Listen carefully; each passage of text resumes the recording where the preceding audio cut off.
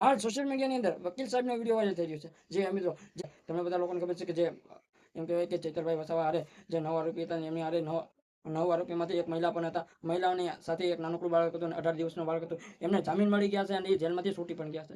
આ વકીલ સાહેબનો વિડીયો વાયરલ થઈ રહ્યો છે, જે એવું કહી રહ્યા છે કે એ બેન એટલા માટે છૂટ્યા છે કે ભૂપેન્દ્રભાઈ પટેલ અને હર્ષ સંઘવીએ કીધું હતું એટલા માટે છૂટ્યા છે.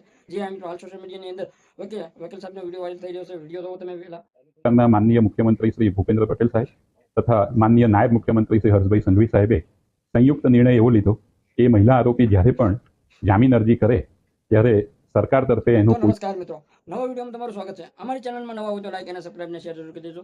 હાલ સોશિયલ મીડિયાની અંદર આ વકીલ સાહેબનો વિડીયો વાયરલ થઈ રહ્યો છે, જે એવું કહી રહ્યા છે કે હર્ષ સંઘવી અને ભૂપેન્દ્રભાઈ પટેલે કહ્યું હતું અને જામીન મળી જાય તો એમને છોડી દેજો અને આ બેનને છોડી દેજો અને આ નાનકડા બાળકને પણ છોડી દેજો એવું કહી રહ્યા છે વકીલ સાહેબ. એ બાદ ગોપાલ ઇટાલિયાનો વિડીયો વાયરલ થઈ રહ્યો છે. જે આ મિત્રો હાલ સોશિયલ મીડિયાની અંદર ગોપાલભાઈ ઇટાલિયાનો વિડીયો વાયરલ થઈ રહ્યો છે. ગોપાલભાઈ ઇટાલિયા પણ રમદાનમાં આવ્યા છે. એ એવું કહી રહ્યા છે કે મને ખબર હતી અને આવું થશે.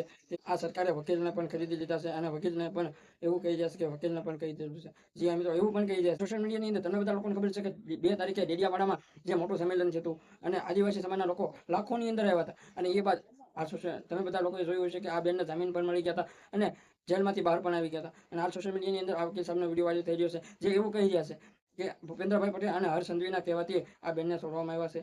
જે મિત્રો એવું પણ કહી રહ્યા છે વકીલ સાહેબ. તો તમારું શું કહેવું છે કમેન્ટમાં જણાવો. અમારી ચેનલમાં નવા હોય તો લાઈક અને સબસ્ક્રાઇબ ને શેર જરૂર કરી દો. જય હિન્દ, જય ભારત.